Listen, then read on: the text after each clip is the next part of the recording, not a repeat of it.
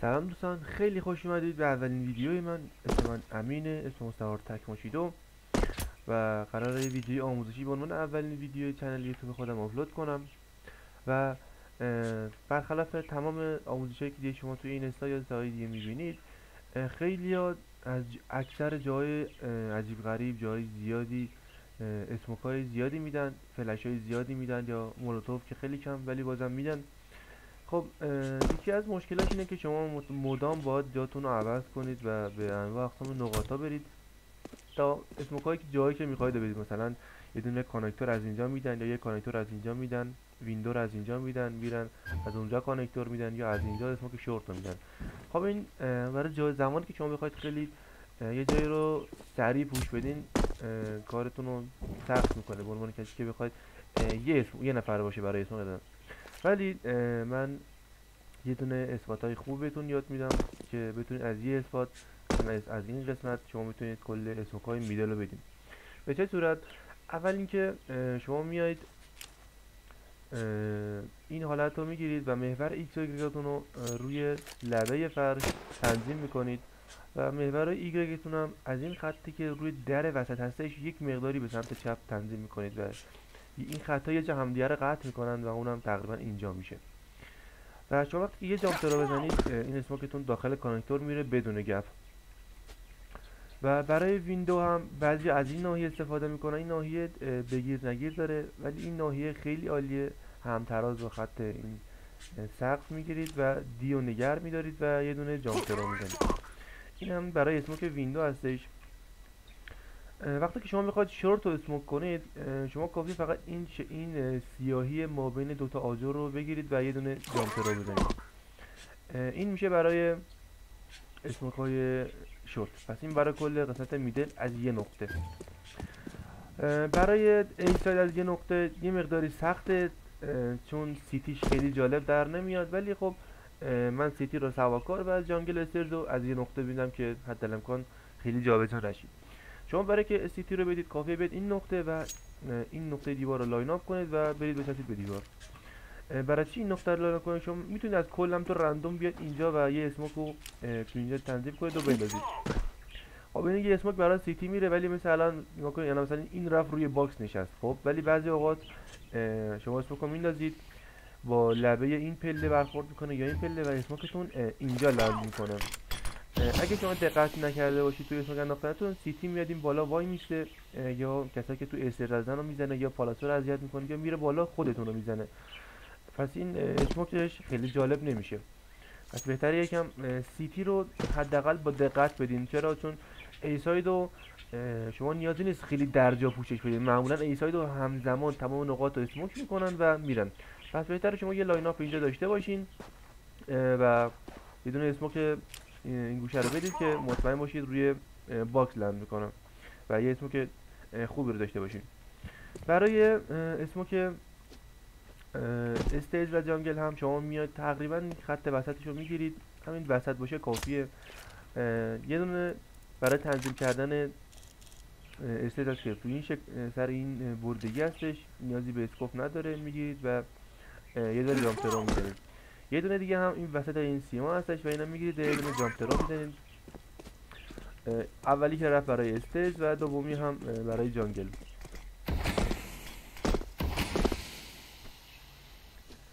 خب این قسمت ایساید رو شاید تقریبا همه بلد باشن، ولی حالا که بحث از ایساید هستش از سمت ترور بهتره یه مولوتوف هم بهتون یاد بدم که مولوتوف خیلی فوق العاده هستش برای راندای پیستول. شما میاید پشتتون رو میچسبونید به این چوبه، چپ و راستش خیلی ملاک نیست، فقط کافی پشتتون رو به این چوبه بچسبونید. این دسته ای که طراحی شده برای این جایی که مشعل داخلش قرار میگیره، شما این دسته رو میگیرید یه مقدار میاید سمت راست تا میرسید به اولین خط. بغیر از این نقطه بالا و این نقطه پایینش ما بقیه این قسمت رو شما میتونید استفاده کنید برای مولوتوف. من خودم این گوشه رو میگیرم و یه جامپ رو میزنم.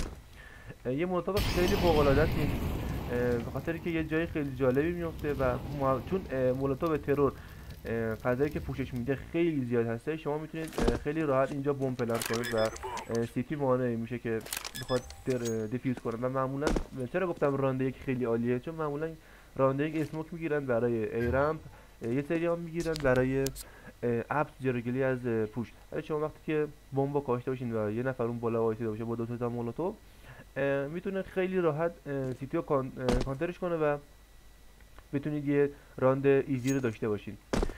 خب اینم از قسمت های ای ساید سمت ترور. قسمت های بی ساید هم بهتون میگم و میریم برای بریک ها و فلش و جور چیزا دیگه. خب بزن فلش رو ایدم بگیرم. برای اسموک هایی که میخواید شما دو مدل اسموک میتونید توی شورت بدید. اول اسموک اینه که نوک این تابه رو میگیرید و یه دونه ترور معمولی میزنید. دومش اینه که یه مقدار میاد پایین تر همتر از این خط و یه مقدار میاد کمتر و یه ترور میزنید. تفاوت این دوتا چیه؟ تفاوتش تو این دو نقطه است. شما میتونید این قسمت هم براتون پوشش میاد. شما میتونید سیتی و پشت اسموک این تو این ناحیه نگه دارید یا میتونید اصلا نذارید داخل شورت بیاد. این اسموک خیلی قشنگه، این اسموک خیلی خوبه که اینجا نمیذاره داخل شورت بشه اصلا، یعنی از پشت شورت جلوشو میگیره، ولی اگه 1% از این ناحیه عبور کنه ویژن کامل داره. من خودم معمولا از این اسموک استفاده میکنم چون خودم تو این حالت ها بازی میکنم و فایت های کلوز رنج هم خیلی بهتر از به اصطلاح لانگ رنج هم هستش و خب چون به طب کلوز رنج هم خیلی بهتره سعی میکنم این کاری کنم که سیتی بخواد این پشت از اسموک با شیفت رد بشه، یعنی ریسک اینو بپذیره که از اسموک رد بشه و من بزنمش. برای فلش هم که دیگه فلش خاصی نمیخواد برای بی ساید، معمولا همه این فلش ها رو میگیرن و یه جامپ رو میزنن. خب همینم کفایت میکنه، ولی شما میتونید یه دونه فلش بک از این ناحیه به سمت دیوار بزنید و کسایی که این زیر یا حتی بغل، یعنی این رو اینجا و اینجا تو این ناحیه و حتی این بغل و کسایی که تو اینجا و این ناحیه کل این محیط هستن و خط گذاشتن، شما میتونید راحت فلششون کنید. نه چندان عالی ولی خب بازم گهگداری به درد میخوره. شما کافیه این میله آخر مد نظرتون باشه، بیاید پایین تا برسید به زیر این سفیدی و یه دونه حالت تروی معمولی انجام بدین. اگه اسمو که این شکلی براتون میفته، اول از اینکه دیگه ویژنتون انقدر یه پیکسل میشه و شما میتونید یه جامپ سریع بزنید تا از این قسمت مارکت رد بشین و اگه جامپر هم نزدین یه دفعه که رد بشین شما یه ویژن تقریبا خیلی کوچیکی نسبت به شورت دارین. یعنی انمیایی که حالا تو این ناحیه بازی میکردن دیگه ویژنشون میره، نمیتونن شما رو بزنن، از اینجا مجبور پریف بزنه دیگه شانستونه، یا کسی که مارکت ختم میذاش دیگه ویژن نداره مجبور بیاد داخل سایت بازی کنه. اینم یه حالا قسمتی هستش که ممکنه به کار بیاد و برای همین دیگه چون واقعا چیزا رو بهتون گفتم و چیزی دیگه نداره، همین یه دونه اسموک بودش که جا انداخته بودمش و مجبورم دوره این قسمت های ترور که بگذاریم. شما فرض میگیریم سیتی هستین و این ریسیتش کنم. فرض برای میگیریم که شما سیتی هستین و اسموک های ساید ای رو بدین یا حتی از بی ساید که دارید میایید داخل ای ساید اسموک بدین. شما یه نقطه اینجا در نظر میگیرید، گوشه. خب اگه شما بخواید ای رمپ رو جلو اسموک بدین، از اینجا استفاده میکنید. دو تا ای رمپ داره میخوره و جلوی ای رمپ رو براتون بلاک میده. این اسموک خیلی خوبه، از این ناحیه کسی نمیتونه بیاد، فقط مجبور رد کنه این بالا و شما اگه ایمتون خوب باشه میتونید از این ناحیه ها کاور بدید و بزنید انمی رو. این یه اسموک برای هستش. یه اسموک دیگه هم هستش که شما این ناحیه رو میگیرید و یه دو جامپر رو میزنید که این سمت داخل خود ای رمپ میره و دیگه حالا اون اتفاقا پیش نمیاد، ولی خب اگه اسموک رو رد کنه دیگه رد کرده. بعدش هم که این ویژن هم براتون میگیره دیگه، خیالتون راحت دیگه این بالا ویژن نمیگیرید از این سمت. این برای ای سایدش. اگه بخواید پالاس اسموک کنید از این ناحیه، شما فقط کافیه همین بدم این ناحیه رو کلا شما میتونید به عنوان اسموک های پالاس استفاده کنید. چپترش هم باشه مشکلی نداره، یعنی مثلا اگه شما اینجا بگیرید بندازید بازم پالاس میره. هرچی به سمت راست باشه اسموکتون بیشتر به سمت در هستش، پس بهتر هم تو همین ناحیه باشه و جامپ رو بزنید. این برای اسموک پالاس. برای اسموک بی ابس هم اگه بخواید بدید شما کافیه فقط این نقطه رو بگیرین و ران به علاوه جامپ رو داشته باشین. ولی حواستون باشه اگر خیلی بدوید میخورید به این حالا تانک و نمیذاره اسموکتون لند بشه. این اسموکش یه مقدار سخته، من خودم گهگداری اسموکش رو خراب میکنم. بهتره که حداقل یا از این صرف نظر کنید یا چند بار خودتون تمرین کرده باشید. این یه حالت تو اینجا هستش، یکم لاین اپش سخته ولی خب بازم داخل بیابس میره. اگه بخوام با اسکوپ بهتون نشون بدم تقریبا روی اینجاها باید بگیرین.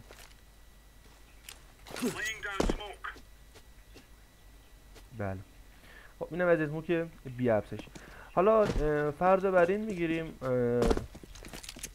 شما از داخل بی ساید بله میدادین و حالا میخواید برگردید ای ساید و یا حتی مارکت بودین، دارن یه پوش سریع میدن و ممکنه یا حداقل 2-1 بشید یا به هر دلیلی ممکنه یه نفر داخل پالاس باشه. شما این گوشه ویندو رو میگیرید و یه جامپ رو میزنید. این یه اسموک هستش برای داخل خود پالاس از سمت بی ساید. حالا از همه اینا که بگذریم فرض بر این میگیریم که شما میخواید ویندو رو بریک بدین. برای کسایی که ویندو رو بلد نیستن بریک بدن، شما کافی این گوشه وایسین و ناحیه مابین این تیزی لب کارتون و این گوشه رو یه چیزی توی این وسط ها بگیرین و یه بریک بدین. حالا یعنی خط بریک کنار جالب میشه. شما اگر نمیدونید بدونید که آقا با کلیک چپ شما میتونید یه یوتیلیتی رو به بیشترین رنجش پرت کنید. کلیک چپ به اضافه کلیک راست میشه وسط رنج و کلیک راست خالی میشه کلوز رنج. شما بهتره از کلوز رنج استفاده کنید و این ناحیه رو بگیرید و یه دونه جامپ رو بزنید. یعنی اسمشون یه دونه خوبی که این بریک داره اول از اینکه صدای باونس نمیده. این صدای باونسه به تعداد باری که اسموک یا هر یوتیلیتی رو زمین میخوره یه صدایی پخش میکنه از خودش که انمی متوجه میشه و ممکنه متوجه حرکت بشه که شما میخواد اسموک ویندو رو بریک کنید و خط بذاره براتون. حالا فرض بر این میگیریم که اسموک انداختن و شما میخواد بریک کنید. به این راحتی میتونید اسموک رو فول بریک بدین. این از بریک برای ویندو. اگه کانکتور هم بریک دادن فرض میکنیم مثلا اینجا، شما خیلی راحت میتونید اینجا بیایید و یه دونه جامپ رو بزنید. یعنی باید بشینید کلوز رنج و یه ذره راه برید و یه دونه جامپ رو بزنید که اصلا این خورد سخت. کل اسموک رو براتون بریک میده. شما چیزی که مثلا حتما نیازی نیست از این چه میدونم میخواد بزنید به اینجا، هر چیزی که مد نظر است اسموکتون تقریبا باید روی این پله ها یا حداقل به سمت بیرون، بسیاری داره که اسموکتون چقدر داخل یا چقدر بیرون باشه. ولی معمولا تو این ناحیه بریک بدین اسموکو کاملا براتون میشکنن و شما میتونید راحت ببینید. و اینم مد نظر داشته باشید که هر چی سعی کنید صدای اسموکتون، صدای این نیدتون نیاد، صدای این باونسش نیاد، به نفع خودتونه. و اینکه شما یه کار دیگه هم که میتونید استفاده بکنید از اینجا برای بجز بریک ویندو، از فلش هم میتونید استفاده کنید. فلش خیلی عالی براتون میشه. شما اگه حتی این پشت هم که وایسید یه لحظه فلش ریزی براتون میگه، یعنی شما میتونید راحت این ترکی وایسین و یه پیک بدین. ویژن کامل ازتون نمیگیره، یه مقداری تاری دید دارید ولی باز قابل استفاده هستش. حالا یه دونه فلشی که شما ممکنه دوباره به کارتون بیاد، البته 2 تا فلش. زمانی هست که شما به عنوان تی ساید آندر پلیر هستید یا راند وسط بازیتون یا هر جای دیگه، برای خود آندر هستش. خیلی حالا از این فلش ترکی میزنن. خب گفتم این صدا خیلی صدای باونس میده و انمی فرصت ریاکت داره. دیدید این حداقل 2 ثانیه فرصت ریاکت انمی میده که پشتیشو بکنه به شما یا بپره یا هر کار دیگه بکنه که فلش نشه. شما یه کاری که میتونید انجام بدین، موستون رو به سمت بالا میگیرین و یه دونه فلش رو با حالت راست کلیکتون، یعنی با کلوز رنجتون استفاده میکنید، ولی حتما باید به سمت بالا موستون باشه. و نکتهش اینه که شما باید روی این پله رسیده باشین و سعی کنید اینا چند بار تمرینش کنید. خیلی فلش جالبیه، حداقل یه دونه صدای باونس میده و انمی رو یه لحظه سورپرایزش میکنه. و تا کل این آندر رو حتی روی کسایی که اینجا وایسادن خط گذاشتن رو براتون فلش میکنه. خیالتون راحت، اگه این فلش یاد بگیرید خیلی فلش عالیه، میتونه خیلی کمکتون بکنه. حالا از این فلش هم که بگذریم، شما وقتی که به این روزنامه ها میرسید و دارید آندر بازی میکنید میتونید اسموک، فلش، مولوتوف رو نمیدونم تست نکردم استفاده کنید. اونم تو چه حالتی؟ شما دارید میدوید، فرض میگیرید اگه دقت کرده باشین این گوشه صندلی این قسمت بالاش یه حالت هلالی داره که شما اگه فلش یا هر یوتیلیتیتون رو به اینجا بزنید براتون پرت میکنه داخل شورت این قسمت. نیل رو بهتر استفاده نکنید چون نیلش تو همینجا میترکه و انمی که داخل شورت هست به دردش نمیخوره. و اینم مثل همون فلش قبلی فرصت ریاکت به انمی خیلی کم میگه. شما کافی فقط ایمتون یکم بالاتر از صندلی بگیرید و تو حالت دویدن باشید. ببینید الان این خط قرمزی که اومده میگه آقا شما موستون درسته بالای صندلی هستش ولی میگه میخوره تو وسط صندلی، یعنی اگه ولش کنم میاد میخوره تو کمر صندلی و کم میاد بالا. پس شما نیاز داره که بدوین همزمان و این فلش رو پرت کنید. یه فلش فوق العاده عالیه، همینو شما میتونید با اسموک انجام بدین، یعنی با عنوان اسموک هم میتونید استفاده کنید. یه اسموک حالا بستگی داره که چقدر راست و چقدر چپ. خیلی راست نگیرید که میاد این گوشه باگ میخوره و یوتیلیتیتون خراب میشه. شما اگه آندر پلیر خوبی باشید یا اس ام جی باشید میتونید از قبل که دارید میاید، من خودم تست نکردم، من با 2 نفر معمولا حرکت انجام میدیم که یه دونه اسموک میکنید، حالا میتونید صبر کنید و یه فلش هم بزنید و ادامه پوشتون به سمت کانکتور باشه، چون پشت سرتون اسموک کاور دارید و فقط کافیه جانگل یا حالا تریپل باکس و اینا رو مد نظر خودتون داشته باشید. بچه اسموک های خیلی زیادی هستش ولی خب تقریبا فایده چندانی نداره توی بازی و خیلی جالب نمیشه. و اینکه من سعی کردم حالا چیزایی که خیلی نیاز هستش رو بهتون بگم و بیشتر چیزایی که ساده باشه، تو ذهن بره، مهم باشه.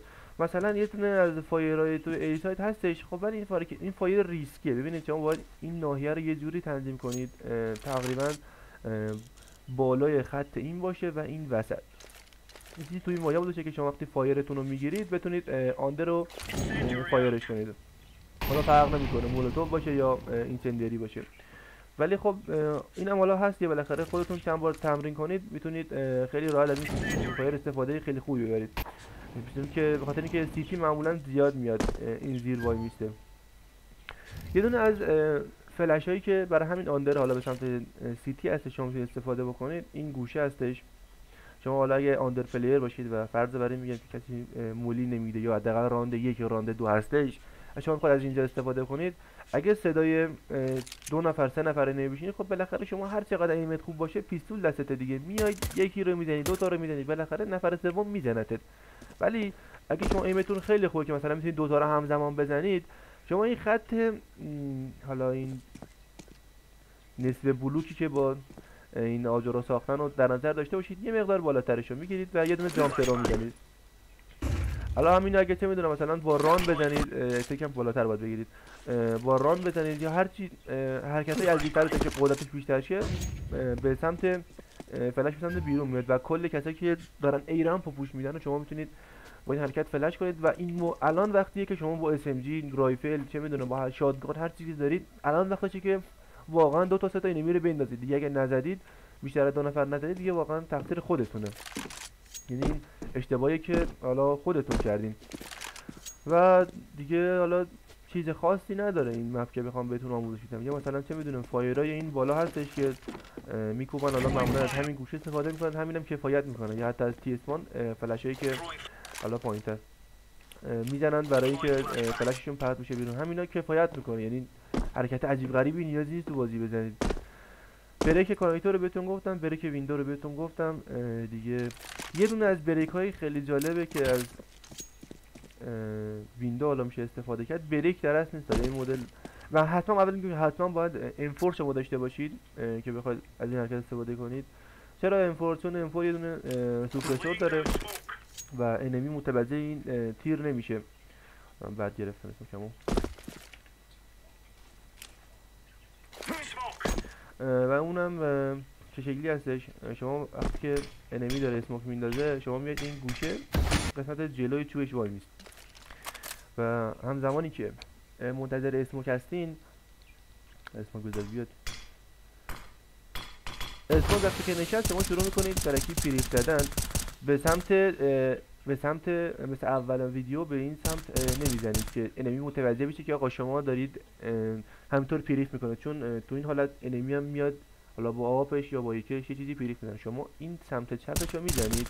چرا سمت چپ؟ اول اینکه اسموک رو کاملا براتون میشکنه، یعنی شما یه ویژن این شکلی دارید این وسط. ببینید شما الان ویژن کامل رو دارید به سمت این میدل.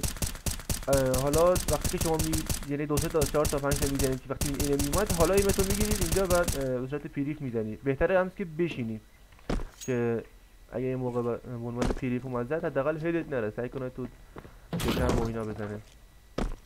شما وقتی که سیتی هستین یه دونه اسموکی که خیلی خوب میشه ازش استفاده کرد، این نقطه ون میگیرید و یه دونه کلوز رنج رو استفاده میکنید و یه اسموک این شکلی برای شما هست.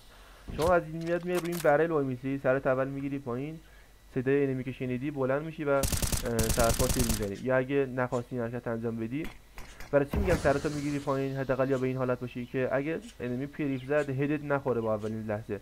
یا شما اینجا سرپا وای میستی، این اسموک هی بالا پایین میشه و اگه انمی شیفت بیاد شما میبینید یه لحظه مثلا میره پایین، شما تا قشنگ ته بیابس رو میبینید، مشکلی نداره. و انمی وقتی بیاد نزدیک شما رو نمیبینه. ویژن انمی فوق العاده افتضاحه از این ور، یعنی حتما چه بدونم باید بیاد اصلا کلا نمیبینه شما رو این حالت، شما اون رو راحت تر میبینید. این اصلا خیلی سخته شما رو ببینه و شما میتونید انمی رو راحت بزنید با این حرکت.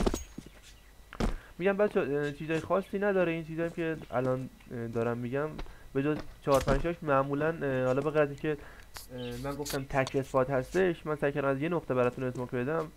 این خیلی بیشتر نیاز بود تا اینکه اسموکایی که بخواد بدیم. مثلا همین اسموکی ونو معمولا بلدن، یا چه میدونم این مولی آنده رو معمولا بلدن، یا فلشی که از داخل پالاس هستش معمولا خودشون بلدن. ولی خب به هر حال شاید کسی 1% فرض میگیریم بلد نباشه. و یه نکته ای که داره راجع به اسموکا، بچه اسموکاتون رو که میندازید سعی کنید تو این ناحیه نباشه. این ناحیه اسموک درسته خیلی خوبه، مثلا چه میدونم ویژن کانکتور رو میگیره اذیتش میکنه، یا حالا فرض میگیره استیر در اسموکه، ولی اگه سیتی خیلی راحت ترکی میاد بدون فلش میزنه پشتشو میکنه به شما، فلش که تکی از اسموک رد میشه. چرا از اسموک رد میشه؟ الان کجا رفتم؟ چرا از اسموک رد میشه؟ به خاطر اینکه شما اسموکتون رو خیلی داخل دادین و کافی اینقدر از اسموک ببینید 2 تا پله میدونن.